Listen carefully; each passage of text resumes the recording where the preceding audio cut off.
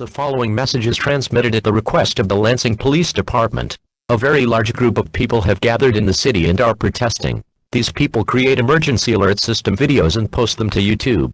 It seems that these emergency alert system creators are demanding money and new computers, or they will stop making EAS mocks. Police are advising that you ignore these people. The United States government has said that they will not recognize making EAS content for YouTube as a real profession. The leader of this group, who will not give his name, has said that they will throw random crap at people. It seems that the EAS creators have found blunt objects to throw at people. You are advised to remain indoors at this time. Do not attempt to talk to these people. Stop watching emergency alert system videos. Do not join their cause. Instead, you should watch low-quality entertainment on cable channels. Although cable channels are becoming a thing of the past, this message will repeat.